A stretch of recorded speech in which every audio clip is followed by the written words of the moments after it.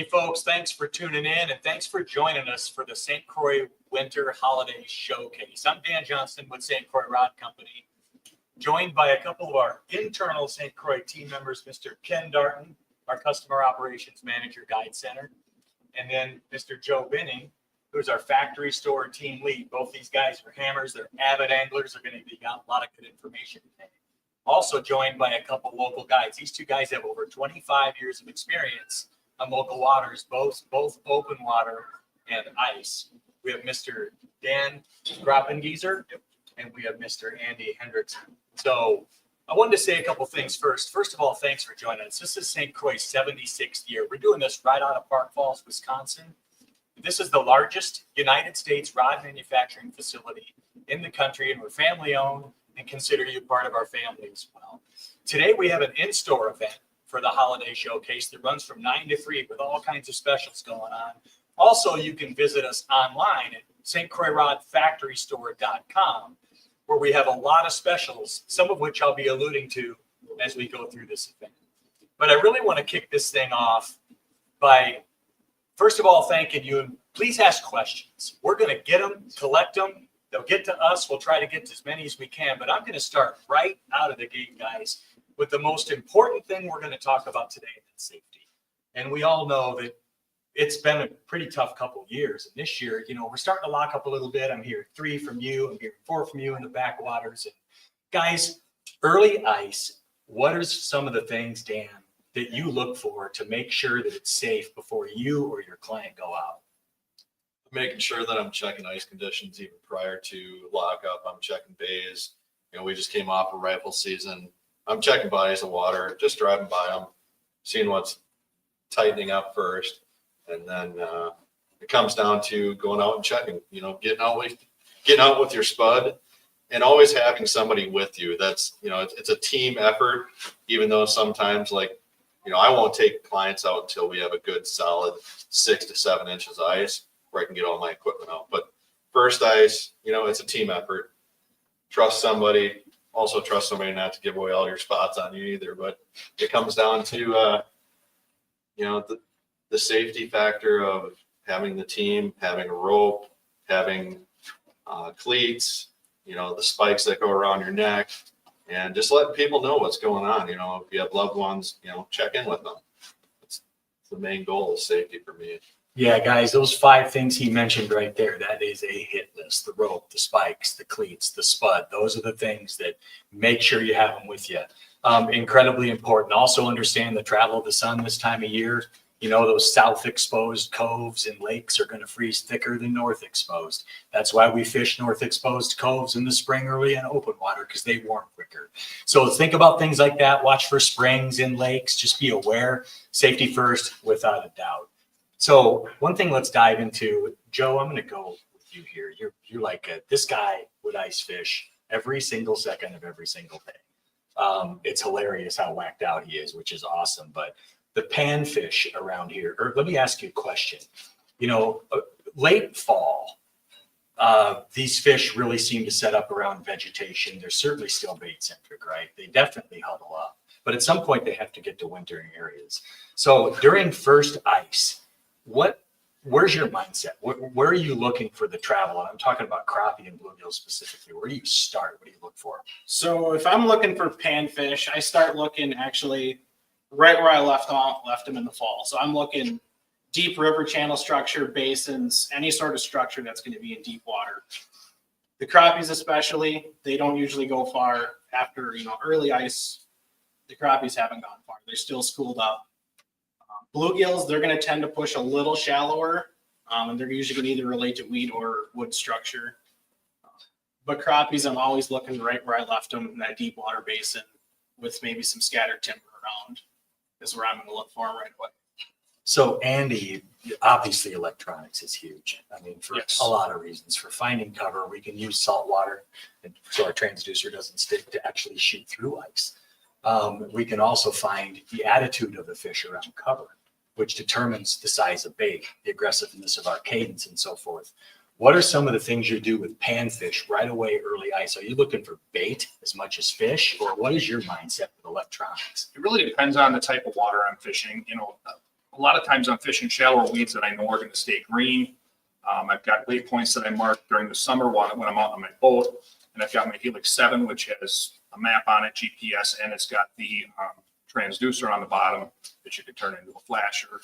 But I'm looking for weeds that I know in certain lakes that stay green quite a bit of the winter in shallower waters, but there's others that I can go in some of the deeper holes where some of these panfish and crappies are, and those are the times when you can see down further, where you get more of that cone angle as it gets deeper, to where you can actually see pods of bait. But really, like Joe said, I base things off of where late boat conditions have those fish. They're going to leave right off in generally the same areas. And that's pretty much all species. Yes. Yeah. Yep. Yeah. Yep. No, it makes a lot of sense. So guys, remember, St. Croix Rod FactoryStore.com. Throughout this presentation, I'm going to allude to some of the things. I'm just going to hit on one right here. Seagar Smackdown grade is the juice. It's smooth off the reel, no stretch. It's awesome line. You're basically going to get a spool of this free when you buy the 7 GF bait caster. $120 price point, cast like a dream. That's just one special I'll allude to here as we present. But keep your eye on these. Keep checking the online site. So I'm going to dive into something right now about first ice. Again, we're going to really dial into that. I'll get into mid-season in a second here, but I'm going to go to Ken. Ken, do you know, there's two schools of thought here. About early ice and really fishing in general. If you think you know where they are, let's say you have nice green vegetation, there's bait, you whack them in the fall there, you get there, and you don't see anything moving around on your graph, you're deep enough where your cone angle should show them. Do you stay there to assuming they're going to be moving around, or do you start jumping around right away? A little bit of both, actually. I mean, typically, if I'm in a spot that I know has them, historically, they've been there, I've caught them there in the past, and I'm really confident in the area, I'm willing to camp out a little bit more and kind of wait for a light window to present itself. I mean, obviously, first light, last light, a little bit in the darkness, I'm willing to, if I know I have great cover, great weeds, bait fish are present, and I know that the crappies moving there frequently, I'm willing to kind of camp out. Whereas if it's an area maybe I'm not as familiar with and I don't have a ton of confidence in the area, that's when I start kind of doing more of the run and gun approach, drill a bunch of holes, move around until I find them. Dan, if you have clients and you've got them pegged, you smoked them like 2 days earlier, you get in an area and you've got a little camp going on and it's the same situation. You know they're there. Do you wait for that bite window? Do you move your group? What's your mindset? Because a lot of people I know, I run into this all the time talking to people about ice fishing, fishing in general. When do you pull that lever and pull up and go? Because a lot of times, 30 minutes later, they light up. What's your mindset on that? I'll wait a moment. Generally, panfish for me, flowages, other areas, natural lakes, I will take in, I'll mark everything out in the summertime or in the fall. I'll camp out on crypt, but I'll also have tip ups set out that are out around the vicinity, because wherever the panfish are, you're still going to get pike action. So you can kind of gauge how fish are acting if they're coming into the cribs, they're not feeding, they're just coming up to the bait, not eating, wait a little bit, weather change will come in, or you get prime time, full light, fish will bite. Plus that moving around, you set up all your tip ups, you set up all your hubs and stuff. It's a lot harder to move around with many people as compared to just singular fishing or dual fishing with flip overs. So yeah, I just have a lot of confidence in just giving it that extra amount of time. And generally at dark, you will get a bite. Yeah, and I'm very much that way too, especially if I know the vegetation's right. I know the bait's there. I can pull up, no doubt. I can move a mile or whatever. Yeah. A lot of times I'm going, you know what? They're going to go and you're going to have an hour. You're going to light them up. So Andy, I'm going to go to you on this. I'm going to segue right into the same topic. And it comes down to electronics. And I'm going to be a little specific here between bluegills and crappies. Bluegills, as we know, will eat a bait anywhere in the water column. Mhm. They'll go down to the bottom and dig it off. They'll eat it out of a weed stem. You can catch them that far under the ice, right? Crappies, as we know, are more of a leveling or ascending feeder. And it's important to stay above them. So when you're targeting bluegills and crappies with electronics, knowing that a lot of these transducers, some are 12, some are 19 degree, We take that transducer cone angle, we divide that by 3. That's how much we're covering on the bottom. So if we're in relative, 15 foot of water, you don't have that much coverage halfway down. So how are you targeting, knowing crappies set up different than bluegills, how are you using electronics to find both species?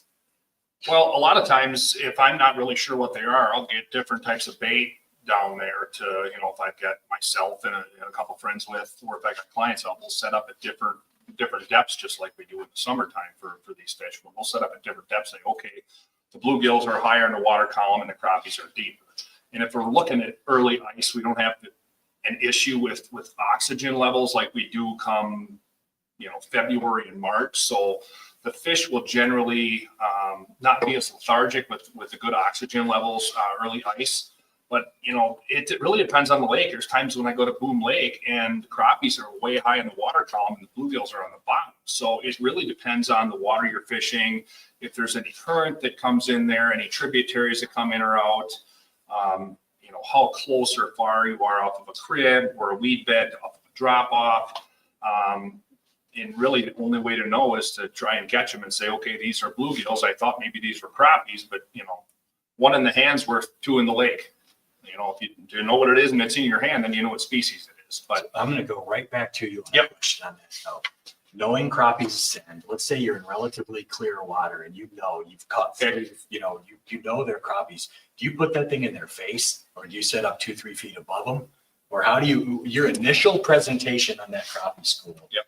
How do you attack that? generally crappies don't like the crazy jigging that bluegills like, and it just depends on the mood of the crappies. A lot of times I'm using, tip downs, if you will, tip downs for crappies almost all season long. And obviously if the winds get bad or that, things can be a little bit tougher, but I'm almost always in a shack or running around doing some jigging, and I've got tip downs set up for crappies especially, so I can figure out, I can jig with the minnow head with a spoon, jig with a treble hook on it in the shack, try that a little bit faster jigging. But generally crappies don't want as jiggly of a bait that bluegills do. So I generally for crappies will slow down my presentation and jig just less often. Remember that for open water too, guys, because he is spot on. Crappies don't like a lot Yep. of that stuff going on. We can shake it for bass, we can shake it for bluegill. A crappie likes that slide. Yep. 100%. Joe, flashers, cameras. What is your preference and why, or do you do both? When? So my personal experience, not a big camera guy. I've run them several times, just keep finding myself going back to a flasher. I'm a lot more efficient with a flasher. Generally speaking, flasher, you can see all you can differentiate your bottoms. If you're getting a good hard red mark on the bottom, you're getting a good return. And you can tell if you're in weeds, you're getting a lot mushier return, so to speak. Then you can generally see how high those weeds are coming up. So if you want to fish above them, or if you want to try and pick it apart and find a pocket to fish out of. For me, I just find a flasher is a lot more efficient than futzing around with a camera all the time. A lot less cord to deal with. Yeah, another thing to remember, a lot of the better flashers have a bottom zoom. So you can really eliminate some of the water column, especially for bluegills. It can be really lethal in an open water flasher. It's really important. But, the flasher, it's going to be real time. You're going to have colors that show you where they are in that cone. And the biggest thing about that is it shows you the attitude of the fish. If that thing goes orange, green, red, green, orange, gone, I'm like, man, am I too big? Am I putting too much action on it? And do I need to tip it with something? It tells you, flashers are such a tell from the mindset of strategy that you can tell if they're locked on cover. Are they buried in the wood? Are they sitting on top of it? Are they satellite? Are they roaming? You see little bait blips halfway down. That blip is because that cone is so small.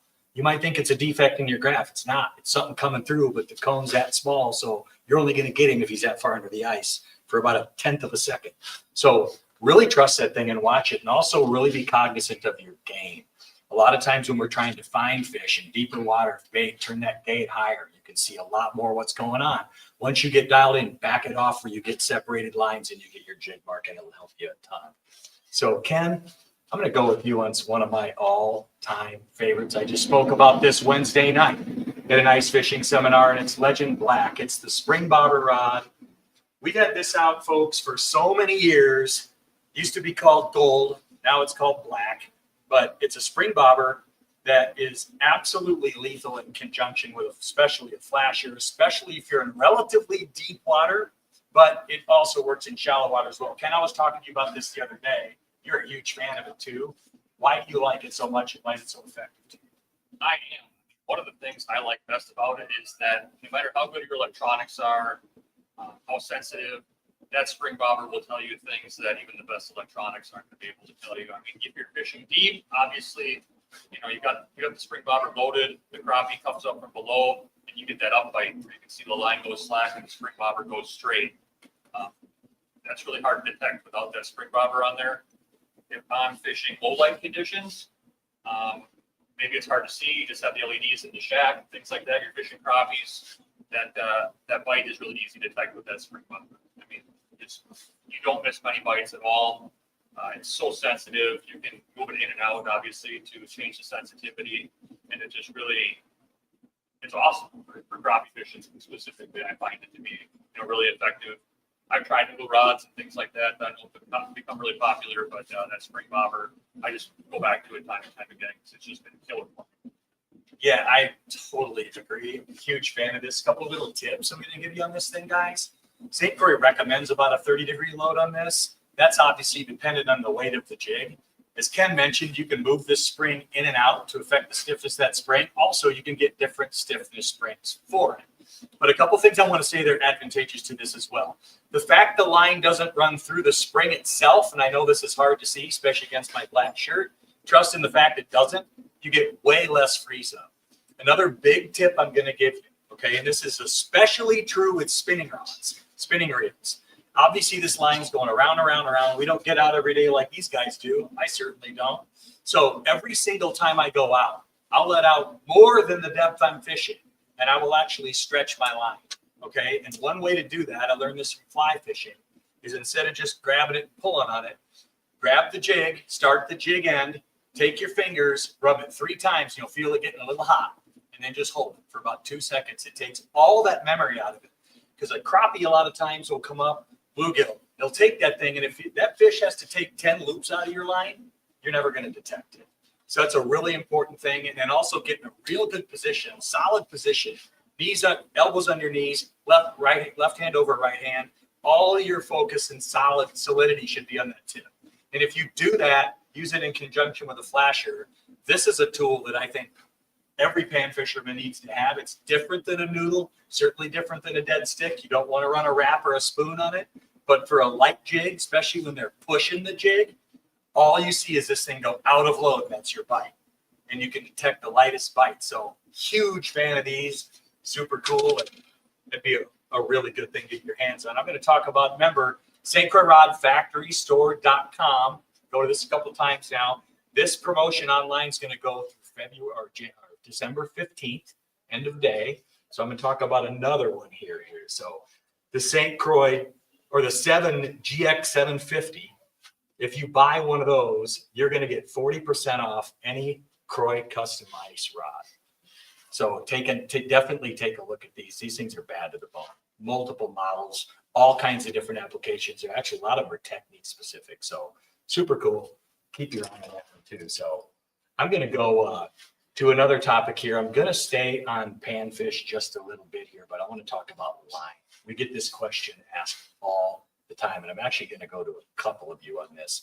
Joe, being our factory store team lead, you get this all the time. Oh, absolutely. Yeah, so we're talking about panfish, crappies, and bluegills. There's a school of thought, certainly for fluoro, especially the cold weather infused fluoros, the Berkeley lines. There's a bunch of them on the market. You also have your polyethylenes. These can be braided. They can also be fused, right? So some of the really light polyethylene lines, the advantage to that is you have absolutely no stretch whatsoever. Fluorocarbon is going to have a little element of stretch. Monofilament is going to have more stretch than fluorocarbon. So Joe, for panfish, what do you use and when and why? So if I'm bluegill fishing and if I'm fishing light jigs for crappies, so 5mm tungsten, 16-ounce tungsten, that sort of thing, 4-pound mono, 100%. Just want the light line, want as much action out of the jig as possible. feel I get the best opportunity. You know, if I get a big fish, I get that little bit of stretch out of it. Help me keep them buttoned up. If I am power fishing for bluegills or crappie, so I'm fishing spoon, small rattle baits like a rip and wrap, I'm going to fish 4 to 10 pound braid with you generally a 6 or 8 pound fluorocarbon leader attached, just so I can power fish him. If I'm fishing off of cribs, get that fish out of there quick so he's not burying me out, getting me snagged up, or even fishing weeds. You're going to stand a better chance with that heavier braid getting them pulled out of there quick. Absolutely. Ben, I'm going to ask you a question. When we talk about fluorocarbon and we're talking about an ice jig or mono, are you tying with an ice jig, not a spoon or a wrap? Are you tying the knot cinched down? Are you tying a loop knot? And if you tie the knot cinched down, do you ever adjust the knot on the eye to adjust the angle of the jig? So that's an amazing question. 90% of the time I am tying direct and tight so that I can take that jig and actually tilt it. Right. I tend to, you may also run a lot of horizontal jigs, smaller ones. You know, the tungstens are, the new generation of jigging. But with that, you want that jig horizontal so you can also see it when you're going down with your cone. Plus that you don't have a jig that's tipped. It doesn't look correct in the water. You want something that's going to mimic like the small panfish or the bait fish that they're also eating. So, and then above that, when I do join it to a braid, I put a swivel on there. The great thing about the rods now is we can run small, tiny little swivels and reel them right up through the guides. Why do you put a swivel on? That line twist. So when you're jigging, not only stretching your line out, but when you're jigging, you don't want that jig rotating in front of the face of that fish. It just doesn't look natural. You want that jig to just be presented nice, even, and then just flutter it and float it. So what he's talking about, and he's spot on here, when you cinch that knot down on a jig, if you move that knot back towards the hook, it will lift the back of that jig up. And you can also set it at a 45 if you want to, which isn't a bad deal either. But sometimes a lot of people will tie, first of all, they'll just tie it on and go. And depending on the design of the jig and where the eye is and how it's laid out, sometimes they can be laying straight down. It's not the end of the world, but just suggest to try some of those things. They can be really advantageous to you. So Andy, I want to talk about tungsten. Years when I started ice fishing, I wouldn't dig myself, but it wasn't even around, right? And we were using all lead jigs, and obviously they work really well. They showed up pretty good on a flasher. They took 50 years to get down. We caught them good on them, but they came out with the glow colors, and they were great. All the custom jigs, the Demon, or all those, the classics of the 80s and the 90s. Tungsten came out and absolutely took the world over. So I want you to explain why that's the case from the electronics standpoint and from the actual fishing standpoint. Yeah, tungsten I've been a fan of tungsten as far back as I can remember, for sitting, jigging in, jigging in jack or whatnot. And we've got these little 6-pack jigs with a carrying case here that are, you have to be present to buy these, but they're $20 or $30, sorry, but they're $15 or $15 off. And there's 6 tungsten jigs in here, which is a real steal with this carrying case. Tungsten shows up better on a flasher. It gets down a heck of a lot quicker. And if you've got a school of fish coming through, you bring one fish up, unhook it quick, you get down there a lot quicker to catch more fish when those fish are in that bite window and when those fish are in the area down below your shack or below your hole. Tungsten, I can't say enough about tungsten. And like Dan said, there's horizontal, there's vertical tungsten. There's so many different shapes. They got them representing ladybugs, and they've got UV, they've got glow, and I've got different colors that I use for different scenarios depending on the water I'm fishing. So tungsten is amazing. The hooks are razor sharp. The jigs can be smaller and get down faster versus lead. They're super heavy. Like I said, they show up so well. And my dad would be 80 next year. He's loved tungsten ever since I introduced it to him because he could see stuff on his return on his flasher a lot better than the other materials. Absolutely agree. Ken, I'm going to go to you on this one because Andy spoke to color a little bit. And boy, are they out there. You know, you got your every color in the spectrum imaginable, and not even talking about glow. So what drives you to use a certain color? Let's stay on panfish for now. Yeah, I think it comes down to the clarity of the water body that I'm fishing at that time. A lot of times I'm either going with in darker water, gold or purple seems to work really well for me. Those two I kind of focus on in different variations, different sizes, depending on the bite.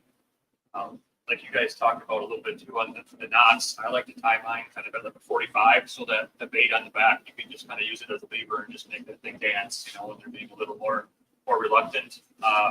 Clear water, I've been doing really well with the Wonder Bread. I don't know exactly why. I just, it became the hot color and everything. I started playing around with it, given the variety of jigs we have in the store. So Can you explain what Wonder Bread is? yeah, Wonder Bread is a white base, and then it just has all the colors like the old Wonder Bread white bread bag on it with the purple, the yellow, the blue, just a bunch of different colors on the white base. And usually I'm using glow if I can, because a lot of times I'm trying to hit those white windows either early morning or evening. And just I've had really a lot of luck with that. St. Croix Rods, factorystore.com. Remember, go online. You can check this stuff out. I'm going to give you another one here. The St. Croix GF spinning reel. Buy one of these, we're giving you a Richardson 7 hat. So another super cool promotion. Check that out online. 7 reels. All kinds of online specials. Dan, I'm going to go to you. I'm going to talk about walleye. And really like to get into, this gets really convoluted for people. I get this question all the time. You know, it's like I'm a bass guy. I got 17 rods on the deck and a couple more underneath. And I'm like, why do you need this many? Well, they're like tools in a toolbox. So specific to walleye, what is your favorite rod length, power, and action for jigging? And why do you say that? I tend to gravitate towards that Perch Eye rod from the Croy Custom, and 28-inch for that is pretty much my standard length. First ice, it's one-man flip overs, and when you're inside that small shack, you only have so much room. So we're fishing shallower water. That's where I'm running the 10-pound and in braid, and then also I'm running like an 8 or a 6-pound fluoro on there, just so I have that stretch. But the longer rods come into play later on with the season as you start getting deeper out into the water, bigger jigs. I will run longer rods first ice if I'm using rip and wraps or something like that, but I just got to back up a little bit more. It's just not as comfortable to be able to fish with the smaller, shorter rods. So Probably lose a little bit of feel because the tip's a little further away from your hand as Yeah. well. Yeah. Andy, when one of the most lethal techniques, especially on nice days when it's not blowing 40, is hole hopping, right? Yep. Walking around, it's almost like covering water in open water. You can find those active fish. You can obviously need holes to do it. That's on the front side. Yep. But what rod length do you like for that, and why? And I think I know where you're going, so I'm going to set you up a little bit here. But why would you want a longer rod for that? Well, it depends on if I'm not too sure about a body of water and it's shallower, I'll actually take the custom Croy Ice sight rod and I'll look down a hole if it's clearer water.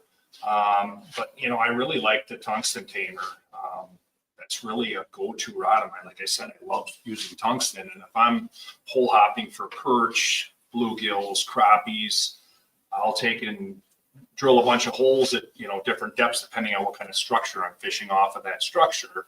And I'll just take that hole to hole, get that tungsten down there in a quick hurry. I'll look down in these holes with my flasher and see what's down there. If I'm really confused, I know we talked about it earlier, I'll put a camera down there to see what's down there. See, are there any bait fish down there? Are there any weeds? How far off of the crib am I? Can I see it? Your waypoints will be close on your electronics, but they're not going to be perfect. But I really like the tungsten tamer for doing hole hopping because fish are going to move. But it seems like every time I go hole hopping, I end up going backwards with techniques. But sometimes that's the way it is, where you get on a spot, like we mentioned earlier, and you have to wait the spot out and not, go to 50 different holes. But it seems like I'm the one that will do that just to search for maybe that secret golden fish hole someday. So hole hopping, you're covering a lot of water. You see, he went right to tungsten. And it's such a good answer because we're trying to find them as quickly as we possibly can, and we're walking around, and tungsten's going to get down right now. And it's also going to be more protected from a little bit of wind in a lighter jig as well. Yep. Joe, I'm going to go to you on hole hopping. Because I have my own strategy with it in the Midwest down in Iowa. And it's something a little different than I do when I'm doing this, but I want to hear from you. What are your jig preferences for hole hopping? Are you using small tungsten ice jigs, or do you go with something bigger that might draw something? Or what's your strategy? If you're going to cover 30 holes and you want to do it pretty quick so you can get back to your tent, get right in front of your heater, what's your go-to bait for doing that? So I'm gonna break this down a little bit. It's gonna be really species specific for me. We'll start with walleyes. If I'm hole hopping for walleyes, I'm 95% of the time there's gonna be a number 5 or number 7 jig and wrap tied on. I just want to seek and destroy that water fast. And if there's fish in the area and they're aggressive, they're just gonna come up and whack it. No question about it. If I'm chasing crappies or perch around, I'm gonna start still fast and aggressive. Still going to be looking at like ultralight rip and wrap number 4, or even like a small number 2 or 3 jig and wrap, possibly like an 1/8 ounce spoon, something of the sort. Just want to cover the water fast. If there's fish around, I can move around to them. Move my shack over and I can start finessing them. But if they're aggressive, 9 times out of 10, I'm going to pick apart and see what's down there, and it'll give me a good idea if I'm going to stick around or if I'm going to move. Yeah, I'm actually right in your huddle. My number 1 hole hopping bait is a little wrap. And for a couple of reasons. Number 1, it gets down right down. Obviously, we know they're heavy. Number 2, I can go on a cadence and I can get that thing working some big areas for me under the water. And I think in some cases, it can draw things a little quicker than other baits. It works really well. I think both of these answers are spot on. The tungsten goes down right away. It holds great. They eat it really, really good. But that wrap is another lethal way to do it on hole hopping. I'll tell you one thing, crappies eat the fire out of a little jigging wrap too. So it works for walleyes, also works for crappies really well. Ken, I'm going to ask you a question on that note real quick here. If you're hole hopping with a jig, are you using, because as we know, there are a lot of ice jigs where we don't have to tip with live bait. There's some little rubber tails that are lethal, right? That you can just put down. I mean, I've caught them on a rat fink before without tipping it, when the bluegills are really fired up. What's your philosophy on that? Do you want to mess with bait when you're hole hopping around, or do you not prefer to do that? I mean, if it's early ice, like, we're talking right now, and the fish are really aggressive, I'm just going with the plastic. And I'll use the Euro tackle stuff. I mean, they make some really good baits. I'm just trying to be as efficient as possible, getting from hole to hole, catch a couple out of one hole, onto the next hole. One thing I was going to mention when we're talking about rods that I don't think we touched on was that, the CCI rods are great, but those are a pretty high price point rod, $140. I have a lot of success hole hopping early ice when the fish are aggressive, even just like with the Premier Ice combo or the Panfish Ice combo, especially in that 30 to 36 inch range. You don't have to lean way over. You can kind of stand, just go, up to your hole, boom, you're fishing it. On to the next one. You're not having to kneel down or anything like that. It just gives you a lot of flexibility. Get to stay mobile. It's just another tip that I like to use. Just that longer rod helps me keep the line out of the wind in some cases and just be mobile as possible. Yeah, I think that's really well said. And so obviously, as you're discovering, there's not one way to skin this cat. There's a lot of ways to do it. And I think just like open water fishing, a lot of times we have to let the fish tell us what to do. Do they want it above them? Do they want it right in their face? They want something small. Do they want bait? Do they not? So many different ways to look at this. So Dan, I'm going to go to you on this one. I know this one's in your wheelhouse because we talked about it before we went live here.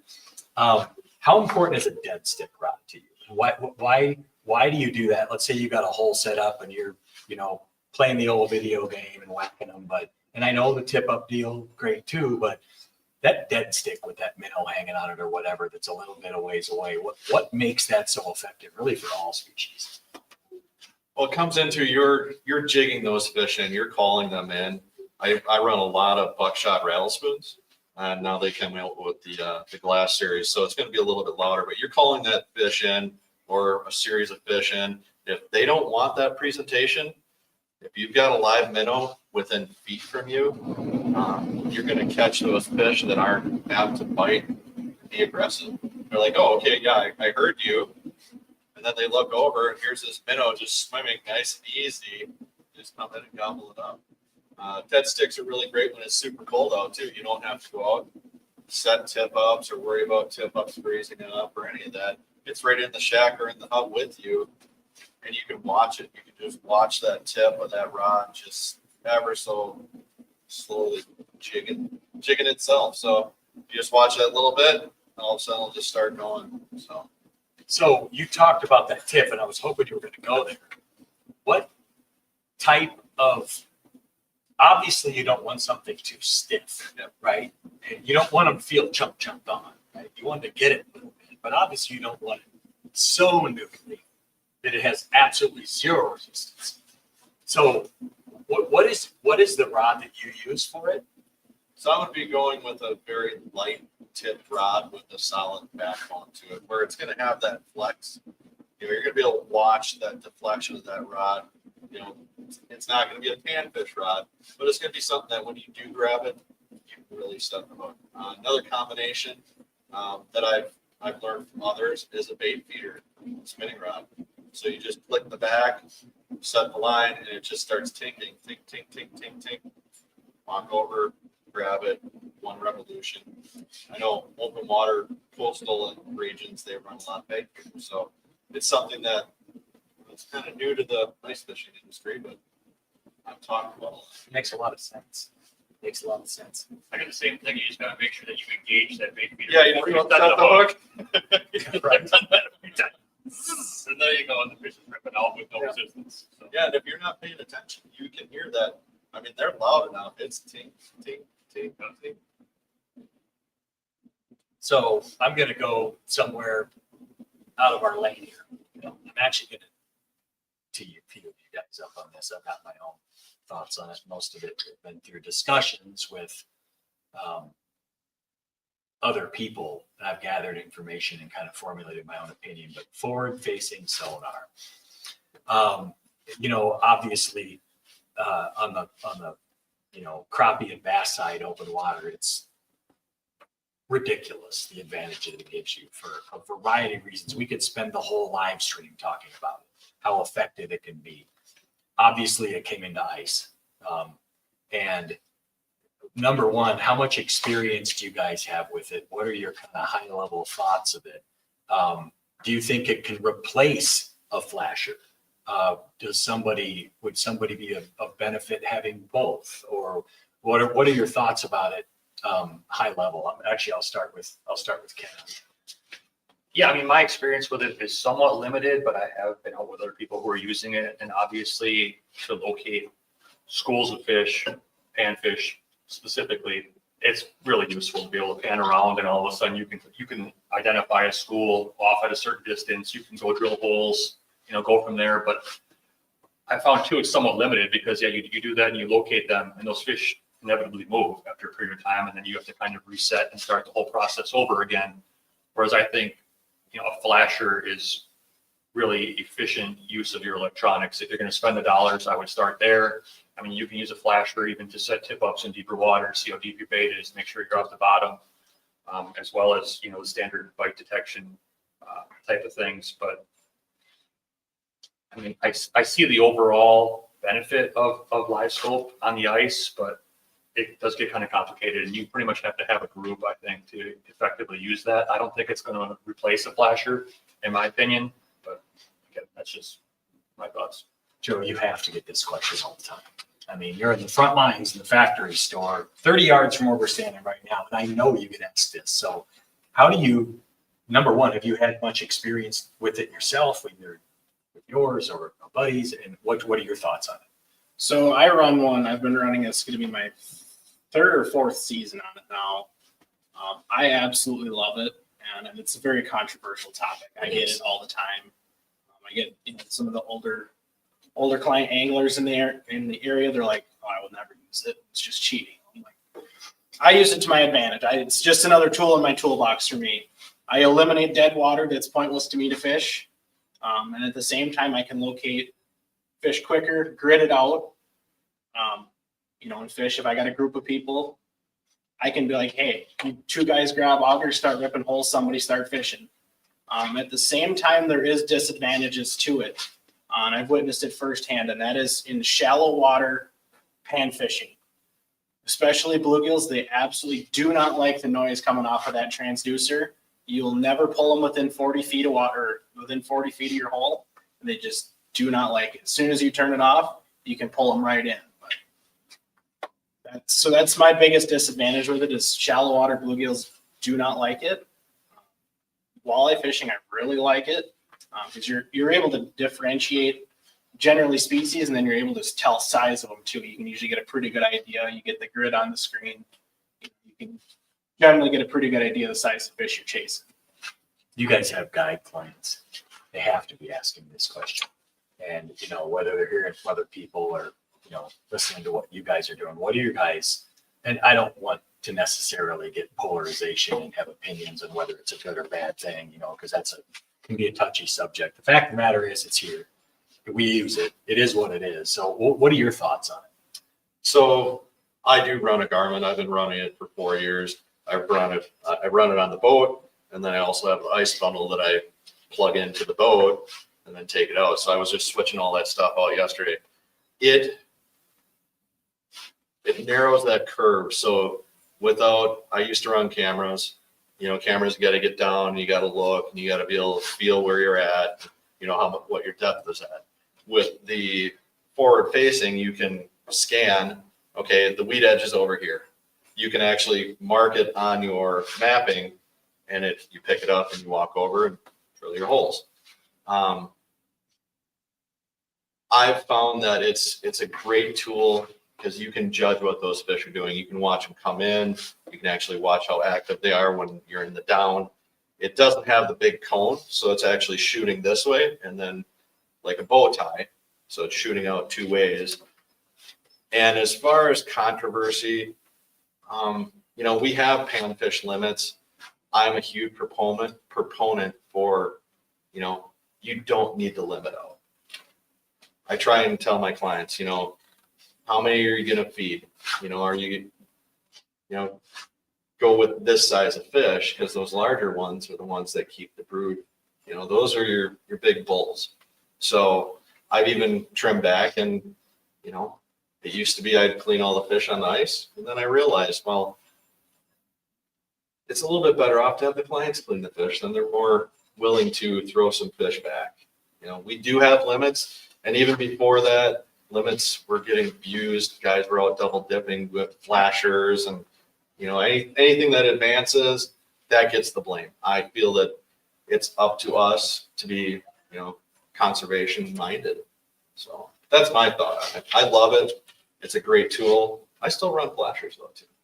I'm really glad you talked about responsibility and, being good stewards of the resource. And let's keep what we eat. Don't kid ourselves. They're awesome to eat. The crappie, bluegill, walleye, perch, everything we're talking about.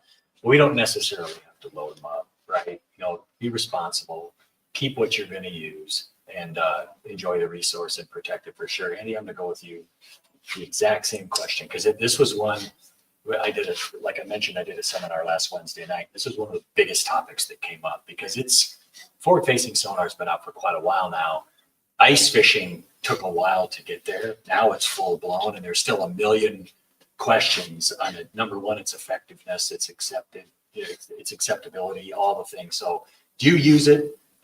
What are your initial thoughts and it versus a flasher? Where are you at with that? I think there's a need for both of them.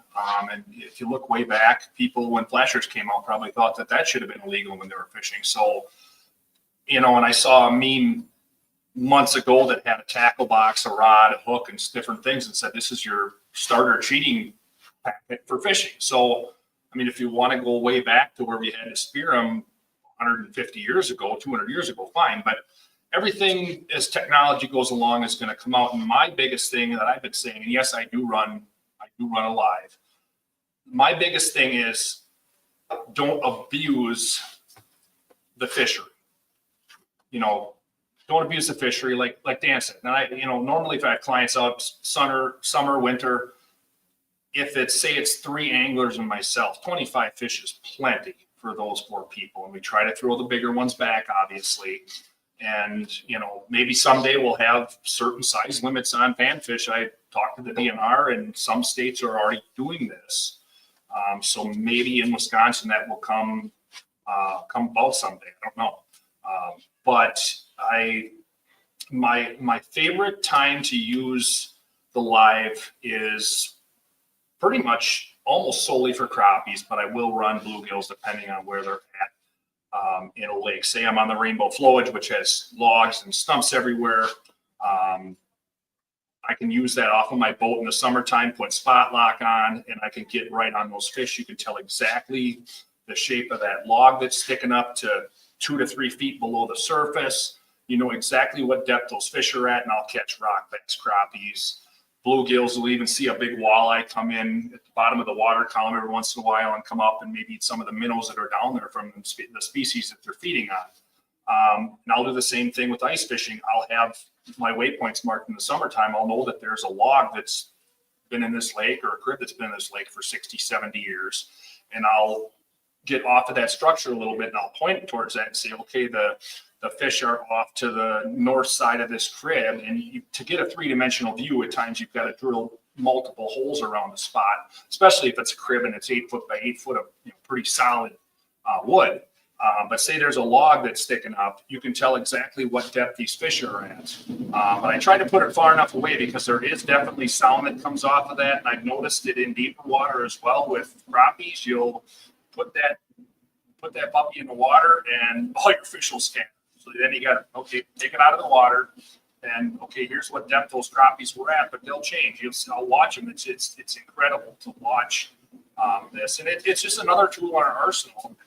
It's never going to replace the flasher, in my opinion, but it's definitely another tool that is very beneficial. You just have to be careful and respect the fishery and use them the right way. Well, there's people out there that are not, but we need to use them the right way, and that's the big thing. Respect technology, and the biggest thing is don't take more fish than you're supposed to. And I know people that I'll watch them on the ice that have nothing but a spud, and they'll go out and open up old holes, and they'll take 3 5-gallon buckets of fish each day, come out 3 times. They don't have any of this technology, but they're still, breaking the rules per se, where you've got people like guides that obviously they're going to talk to people and say, hey, here's the reason we do this. So you guys can come back next year for your week and enjoy the Northwoods and go snowmobiling and do all your winter sports. And there's still fish that you can take home. And as guides, I rarely eat fish in my own house because I'm busy cleaning them for clients all year long, but that's what they come up for. They come up to keep their limits of fish, which isn't really a legal limit, but you keep your 18, 20, 22, 25 bluegills and crappies, perch, et cetera, a few walleyes, depending on what you're fishing.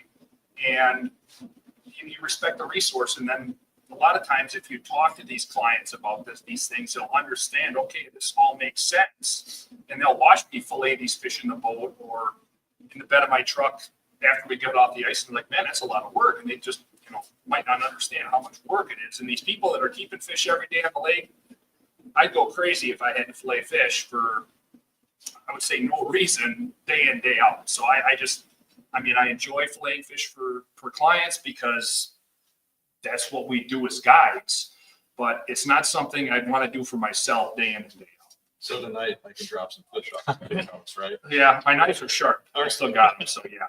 Yeah, I appreciate your guys' perspective on forward-facing sonar, and I've definitely heard this. It's been universal everywhere I've talked to people about this, really all over the country, both open water and ice fishing. And I'm going to add a couple things to it. with forward-facing sonar that can really be a benefit, assuming we all know, and I really appreciate everybody's attitude on being responsible for the resource. You know, I think that's first and foremost, but I'm using it just as much or more to find weed edges, hard targets, and bait than I am fish. And I can do that from a long ways out. I can do it all the way around me. And I can stay off a weed edge and find it. I can see how bait are reacting to a weed edge by not getting right on the top of them. I'm seeing, to your bow tie analogy, a lot more breadth of space compared to going straight down. And it can be a huge advantage. So definitely something that you want to play with. Remember, stprod.factorystore.com online goes through December 15th, our online specials. Really super cool. Another one I'm going to throw out, GX or GS spinning reel. You buy one of these, you're going to get this bass pack that's super cool. I kind of freaked out. This crushed shitty stuff with repellents and juice if you haven't tried it. There's a lot of baits for both forward facing, flipping and everything, new stuff, really good stuff. There's a lot in there. All of this we carry in the factory store, sold individually, but this is bagged up already to go for you. So super cool. I'm going to dive into a whole nother area that I know nothing about. So I'm going to ask this question, and I'm not even going to chime in, but I'm going to talk a little bit about tip ups. You know, you get up in this area and they are all over the place. You get down around where I'm from in Iowa, you see them, but nothing. It's like they're carpet bombed up here, right? I mean, a lot of people use them. Obviously, there's advantage to them. What I would like to do, I would assume our viewers are very familiar with what tip ups are. And I'd really like to get into what are your guys, maybe some little tips you could give people to be more effective with the tip up. Maybe the style of tip up that you use, the baits you use them for, what species you're targeting for them, how many do you set up? Just have a little conversation about that because I know it's such a wheelhouse topic up here where we're speaking from. Dan, I'm going to start with you on that. So I grew up fishing tip ups. We would jig. So my dad and I and others would go up to Lake Winnebagosh. That's where we jigged for a lot of perch. We didn't run any tip ups up there because at that time the action was just amazing. So I've got tip ups that were my grandpa's. I've got tip ups that were my dad's. So Beaver Dam, Wisconsin is the original spot in our state that started making the tip ups. I'm sure there were other ones made. My grandpa actually used to make like a plywood fish with a flag on it and a spool on the inside that you'd put it off of a stick and it would move back and forth. But the board tip ups are amazing. They're pricey, but they'll last you a lifetime as long as you take care of them. They're heavy, so if you're going off first ice, I tend to I'll bring 3 tip ups with me in case one gets messed up. You know, you get cut off on a pike or something like that. So like polar tip ups, they're a lot lighter. They're the plastic versions. And, you know, if you're going to buy a set of tip ups, you have the opportunity to use them not only for walleye fishing, but for pike. And I'll just run a barrel swivel with a snap on it and I'll tie my leaders and then I'll hang them. So for my pike fishing, I'll run the toothy critter, the Portland line, and it's a tieable. A lot of the fly guys will know what this is. It's a green stainless steel wire and it's tieable. And I've watched little dudes on the ice rip out 30-inch pike on these 30-pound leaders where it's like, it's amazing. And then I can switch back over to walleye fishing and I'll run my 10-pound fluoro. And depending on what my water depth and clarity is, so like you're talking about the rainbow fluid earlier, that's going to be a darker water. We've got, you know, the Wisconsin River system runs from all the way up in the UP all the way down to the southeastern or southwestern part of the state. And Prairie du Chien, yeah. You probably fished that when you were younger. So clearer water like Lake Tom, I'm going to run like 8 to 10 foot fluorocarbon for my walleyes.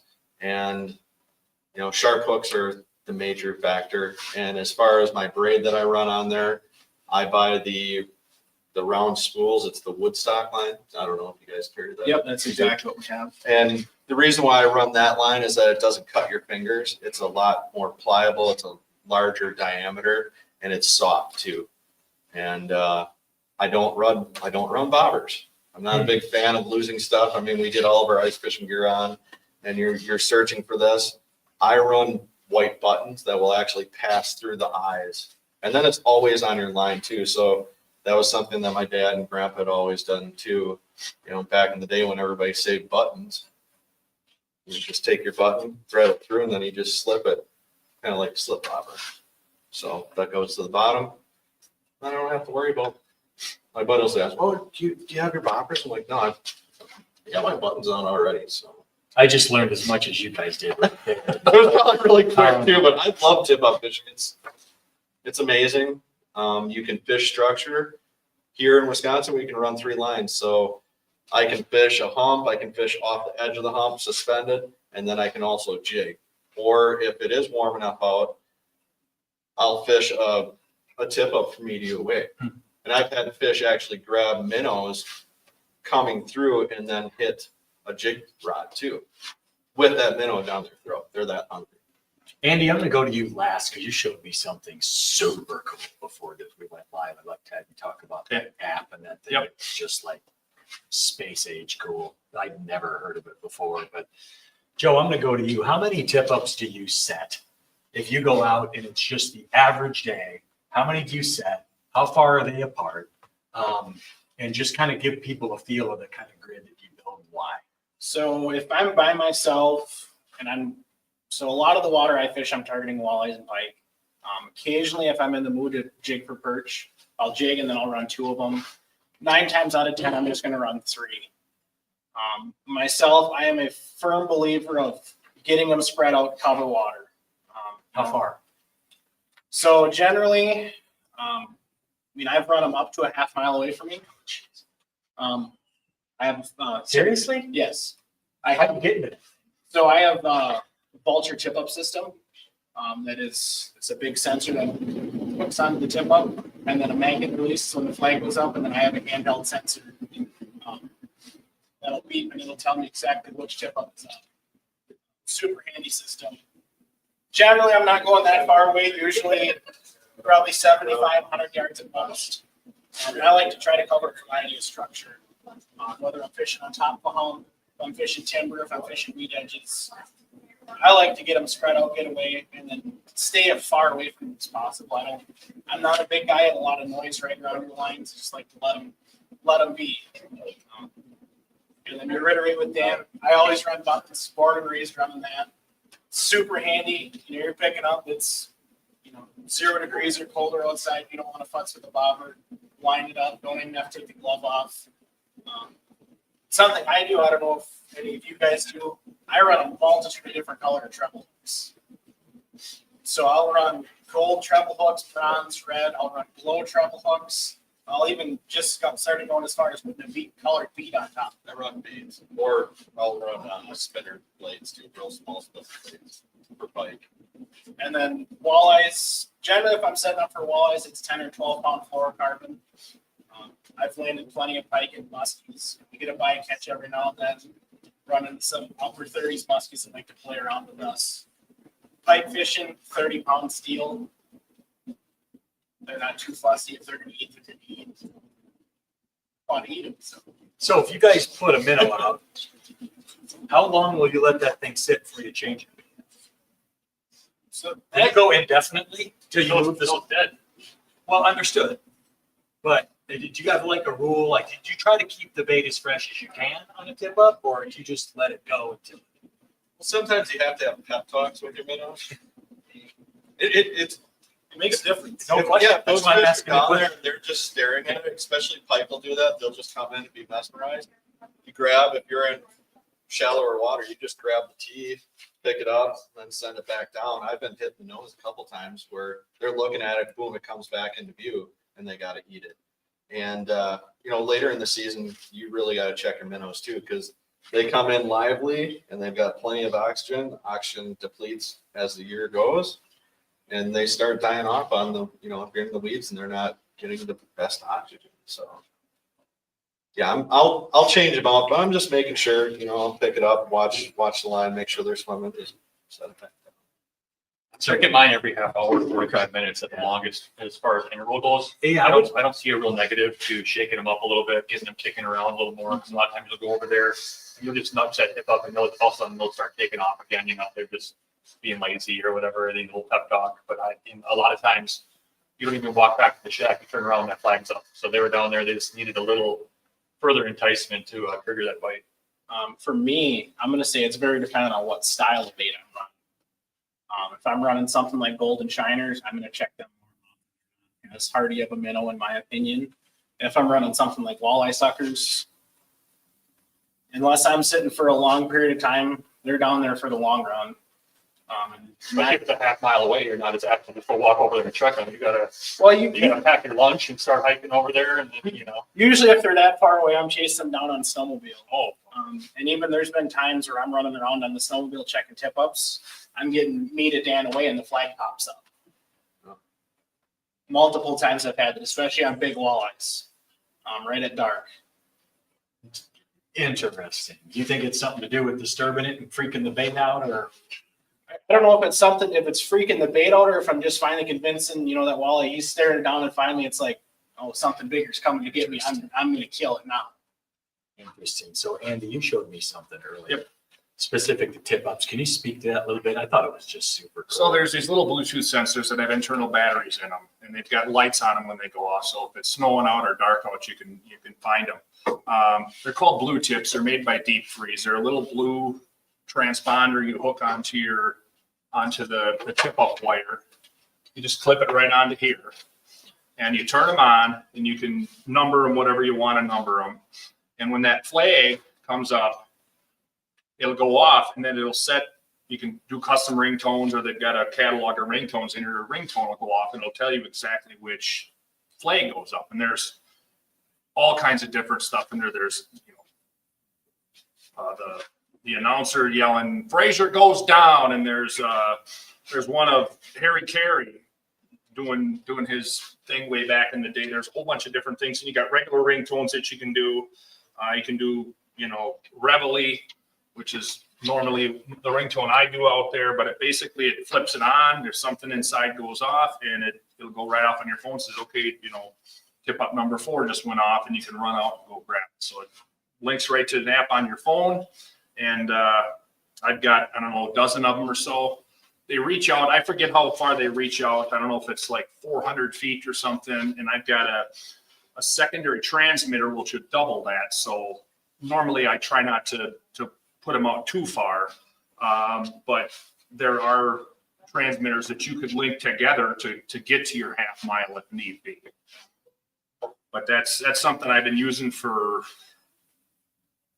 probably 5 or 6 years, I'm thinking now. And they're great. You're sitting in your shack and you worry about checking tip ups and that. And I normally, like these other guys said, how often you change minnows. I'll usually do my rounds just to make sure nothing's messed up. If it's not super cold out, I'll put the tip up right on top of the ice hole. If not, sometimes I'll put a cover on there. But things can happen. I've had stuff where even though you got some weight on there, the hook gets, caught on the bottom of the ice or something and never did go down. At times when flags have gone off, there's been nothing there. All kinds of things can happen when you're on the ice and you're cold and your brain maybe isn't thinking straight because you've been out there for, 8 hours. But flag gets frozen to the wood. Flag gets frozen to the wood. There's all kinds of different things that can happen. But I usually make my rounds, clear off the ice around the holes and do those different things. But this tip up alarm really makes stuff it makes stuff foolproof. And you don't have to worry about looking out the windows of your shack every 3 seconds saying, okay, 1, 2, 3, 4. Okay, there's all my flags. But another thing, and what is the rod limit in Iowa? Numbers of rods for Per ice person. fishing? I have no idea. Okay. I mean, I've literally seen the whole lake covered with tip ups. Okay. And So, now, not like up here No. where everybody uses them. We don't have, number one, we don't have a lot of lakes that have enough northern pike to target them. And Yep. 90% of our walleye fishing through the ice is jigging. okay. I came up here to work for St. Croix 25 years ago, and this tip up thing blew my mind. Yep. It's like a cult. And I'm a beaver dam guy, always have been. You're gonna pay for them, like Dan said, but You know, it's just like the St. Croix rods. They're going to last you forever. Take care of them and they will last you. But the thing is, if you're in Minnesota or Ontario, you are only allowed that one line per person unless you want to sit on the ice, watch your tip up from a heated shack and just sit there. You don't have the luxury of using multiple lines, but in Wisconsin, we can use 3 lines per licensed angler. So it gives us that chance to go sit in a shack and jig and run these tip ups as a secondary and thirdary line.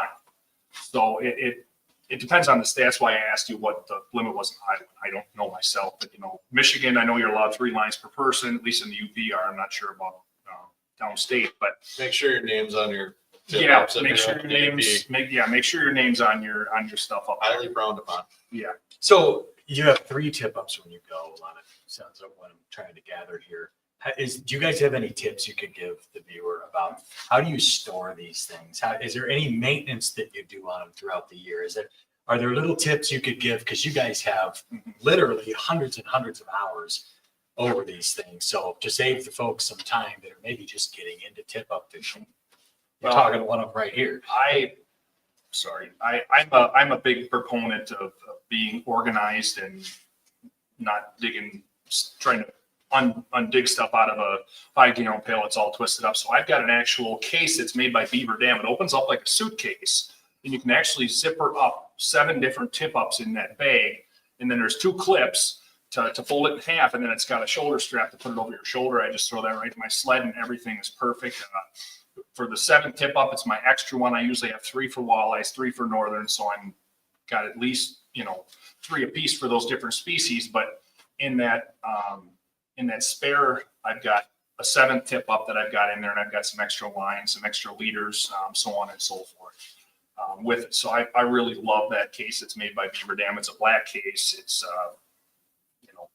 big enough to fit 3 tip ups on each side folded over, which Makes I perfect absolutely sense. love. Yeah. Is there any maintenance on them? Yes, maintenance wise, so you get a new tip up, they're packed, they're all lubed up. So actually I'll just show. Unless Ken wants to be the hand model. Go ahead. Okay. So you've got your large shaft, and going down through that, you have a small spindle that goes through it. And this is packed with a lithium grease. There's multiple different things that you can put in there that you can purchase. I'm sure you have some in the. Yeah, we got the Beaver Dam grease. You got the Beaver Dam grease, okay. So when I get one of these, I'm watching to make sure that the grease isn't piling up, coming out the bottom.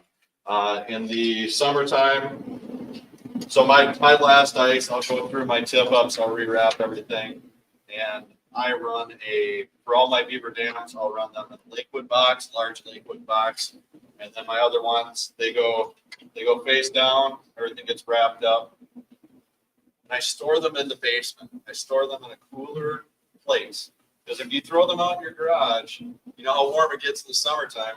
This grease will just melt right out of here. It will just ooze. Now, when you go fishing the next time,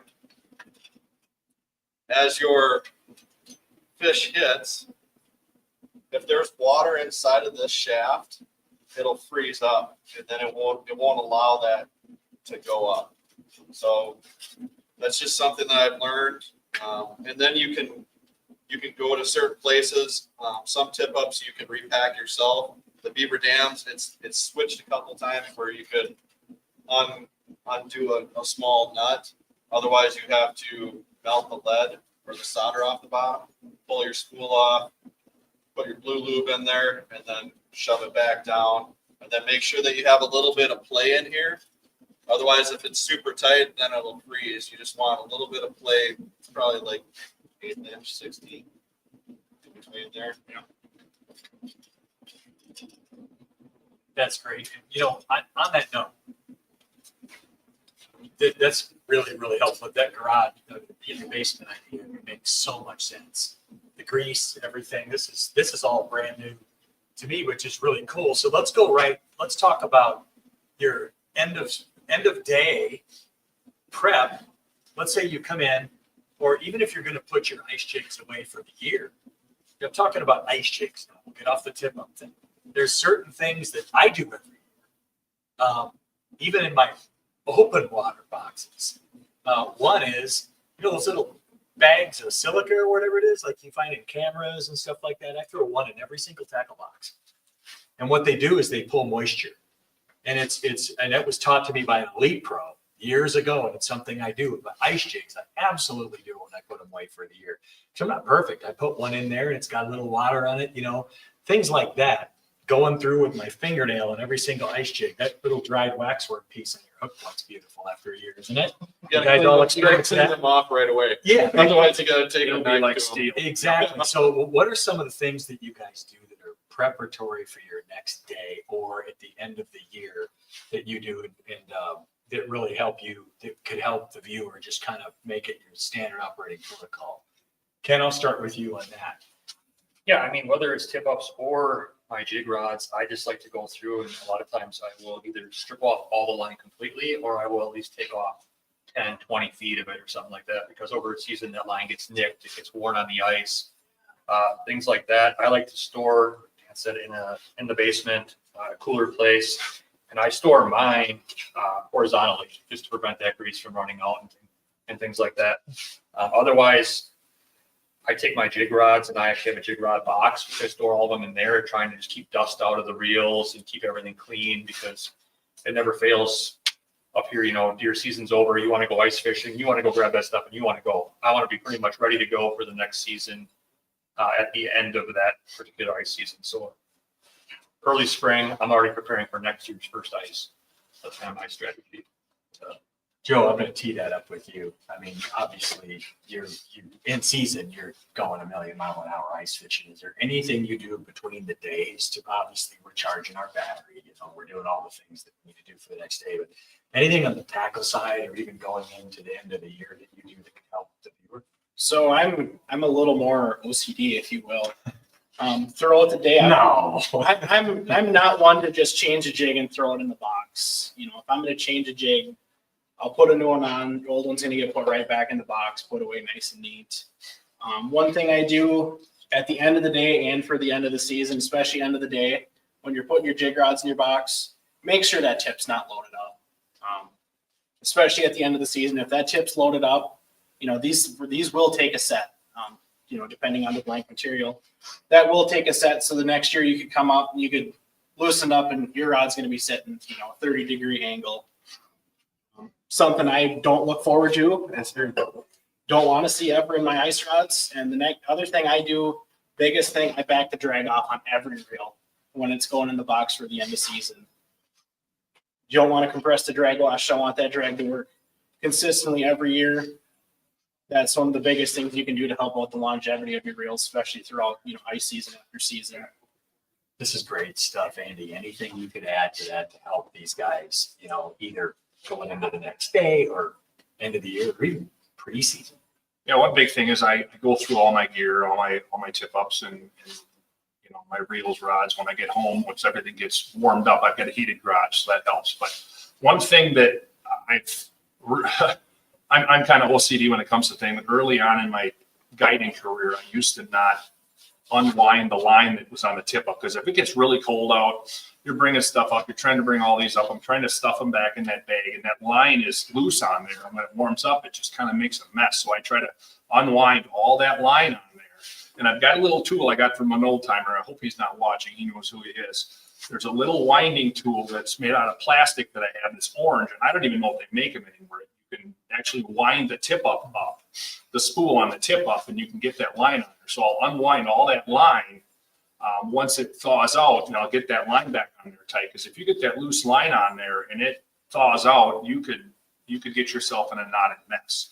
Otherwise, just like summer fishing, when I'm throwing marabou bucktails, you got to open up those Plano boxes or open up your tackle storage when you get back home for the evening, and that's just everyday stuff. As guides, we're on the water every day, and there's times when we forget stuff, and before you know it, you're trying to grab 14 crankbaits in the bottom of your box that you can't get out of there, and you try to grab one and you grab all 14 of them.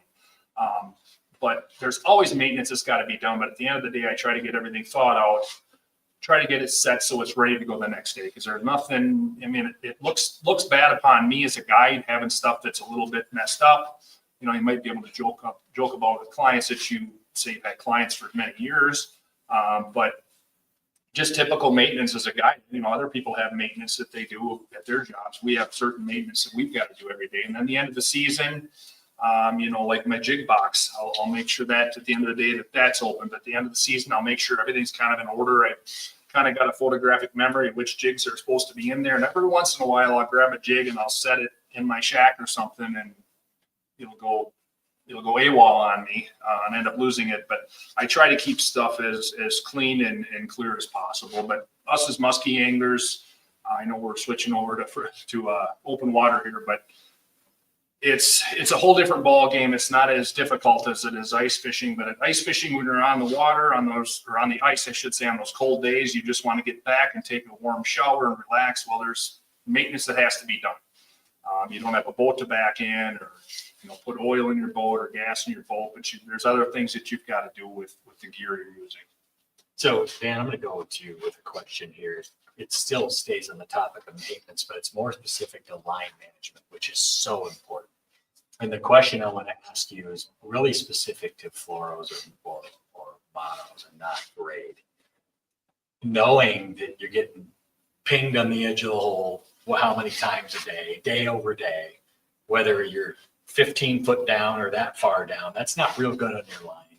Oh, it's hard. All the things that go. So how often are you changing out your fluoro on your rods, and not braid, but how often you do that, and why do you think that's so important? So my walleye rods, and I'll go with walleyes first. Being that I'm only using a small section of it, I'll just change it out depending on how the bite was. Because walleyes, you will get nicks. You will get little abrasions on there.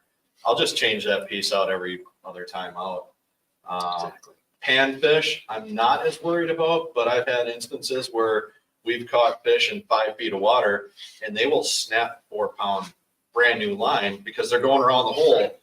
I mean, you take a 10-inch bluegill and they just get sideways and they'll just snap that line. So if you do run into that, bump up in your sizes, and then, like Ken had said, cut a little bit off. The line itself will manage it, and I'll run line probably about a year, and then I'll just change that all out because it does get weak. Even if it's stored in a cool, dry place, it does break down. I just tied some line on yesterday for backer. It was 6 pound, and I've had it like 4 years. And I went to tie the knot and it snapped. I mean, it's always just been my backer. I've never used it right now. So yeah, just make sure you're cutting that line, take a little bit off, and you can also just run your fingers up on it for like your tip up line. If you feel any nicks, just cut it, retie it, because nothing's worse than you set the hook, you fight a fish in, especially with tip ups. It's Mortal Kombat. You watch them come by and all of a sudden tink. So line's not that expensive. Ken, you do a lot of pan fishing. Quite the crappie hammer right here on big ones around here. I need to find out where you're going. I need to tailpipe you one of these times and track your license plate and find out where you're going. But line management with crappies, because to Dan's point, the bluegill's the one that does the and we hear the tink tink tink drum. Crappies are more of a sliding fighter, obviously. Fight's completely different. Sure, they'll get you to the edge of it, but how often are you managing your line? Obviously, the finger check is a great one. The knot is critical. That's tied multiple times a day. But how often are you changing that piece out that Dan's referred to for crappie? Well, my strategy a lot of time is I'm going out and I'm not going to catch a meal or something like that. I'm going to try to catch some of the biggest fish that are in that lake. So I'm going a little bit heavier line. I'm going with 3 to 4 pounds straight fluoro most of the time. And then when I do catch a good fish, I'm checking that line pretty much after every fish.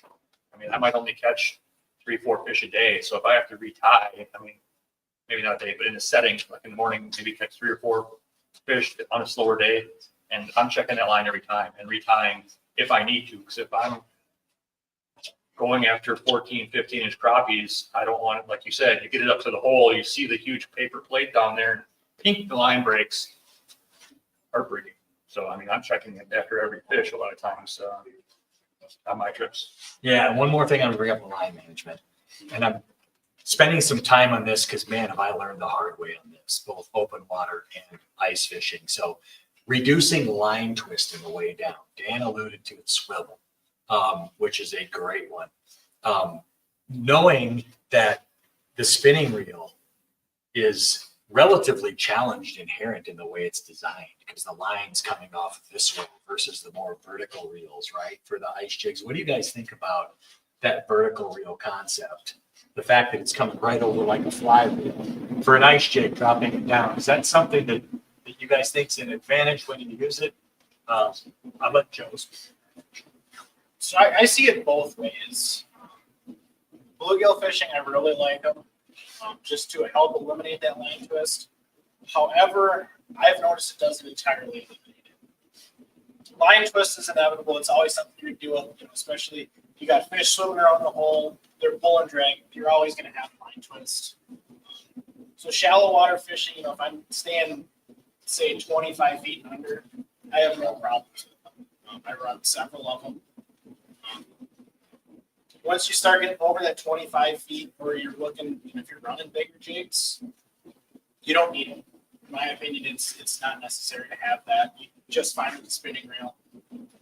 And once you start getting over that 25 feet, the jigs do not fall as fast. That spool does not spin very fast to let it drop. There's a lot of resistance on line going down plus your jig. So it really starts actually slowing you down more than speeding you up. I think that's a great point. And some of that depends on the depth of the water. I absolutely agree. Any thoughts on that? Shallower water, I use the inline reels. Otherwise, I use the spinning reels. Yeah. Exactly what Joe said. Okay, good. Very, very helpful information. So let's hit on augers really quick. Specifically, I have, believe it or not, where I'm from, we don't get that much ice. So I still use the laser hand auger. And the reason why is I can get it out there in my four-wheeler easy or my e-bike if I have to, or I can walk it in. But I know the power augers are huge up here. We've got all the different technology in them. Joe, you're probably as dialed as anybody in this, but what would you recommend if somebody's just getting into ice fishing, but they want to come up here where right now they're not punching through that much, but there's a time they're going to be. What size do you like? And is there any specific feature in any auger you would talk about that would be a good recommendation for somebody getting into this? Yeah, I started off with the old gas augers that would flood and stink, and we've come a long way since that. Then I had a propane auger for a few years, and that was, I left that in my truck, and at the time my garage wasn't heated, so I had propane spray all over the back of my truck, but I'm not going to get into that. After that, I went to a plug-in battery auger, which I sold last spring, and I'm currently in the market for a new one. I'm pretty good with my hands on that, so I have a lot of power tools. I've got a cordless drill that I plug in, and I'm currently looking at one of the lighter ones that you plug right into a Milwaukee or a DeWalt drill and use. So I'm currently in the market, been kind of looking at things. I know we just got through summer fishing, which took a lot of my time up, and then still kind of dealing with deer season. I've got another doe season coming up this next weekend, but I'm still here today. They've got a few different brands out in the shop here for our sale today, and I kind of looking at these and that, and they're a lot lighter. They've come a long way from some of the original models that first came out. So I'm currently in the market one. I don't know what I'm going to get yet, but that's definitely the route I'm going to be going because I've got the DeWalt at the house. It's so much lighter, so much easier than where we were 20 years ago, even 15 years ago. I'm with you. Joe, you get asked this all the time. So what are you recommending when people come in for somebody to get started doing the hand drill idea, or is it all enclosed, or what seems to be selling more than anything else, and what do you use and why? So I actually run both. I run both a drill auger and I run a full-blown power auger. For myself, and recommendation, if you're a handyman or woman and you got that drill that's capable of running a drill auger, you already have the biggest investment. That drill and battery is going to be the most expensive part of buying that auger. So, if you're not fishing a lot, you just want to get out, that drill auger is a fantastic option. I've run one. This is going on my 4th year, several thousands of inches of ice through it. Love it. Lightweight. I mean, with my biggest battery on my Milwaukee drill, we're talking 10, 12 pounds. Incredibly lightweight run and gun fish. Now we're at that. It's going to kind of fall back on electronics as well. If you're running flashers, that's great. My other auger, I'm running the Ion Alpha, a 10-inch. So great for tip-up fishing, you know, big game fish, big walleyes, big pike. A lot easier to get them turned up the hole. Also where that 10-inch is going to come back really into play is with the forward-facing sonar. You know, those transducers are substantially bigger than flashers. That bigger transducer is a heck of a lot easier to get down a 10-inch hole than it is an 8. That's what my other drill auger is, an 8. You know, if you do just a lot of pan fishing specific, you're a run and gun guy with a flasher, maybe you can get by with a 6. For me, 8 at the smallest, and for early ice even tip-up fishing, you know, I want to stay light, mobile. I'm going to grab that pistol bit. You know, my smaller battery, I'm looking like 8 pounds. Run and gun, I'm only popping a couple holes. That's what I'm looking at. That's what I'm going to grab. You know, this has been a lot of fun to hang out with people. It always humbles me to talk to people that are so into what they do. Obviously, this group is very into what they do. And coming up here where I live, a little south of here, it's humbling, all the information that I'm learning. And man, you went off on the tip-up thing, and I'm just thinking, wow, I can't wait to watch this. Again, to get some of that, because we are going to record this, you can find it on YouTube and our Facebook page. I want to thank you guys for joining us. This is all about you guys and trying to help you be better on the water.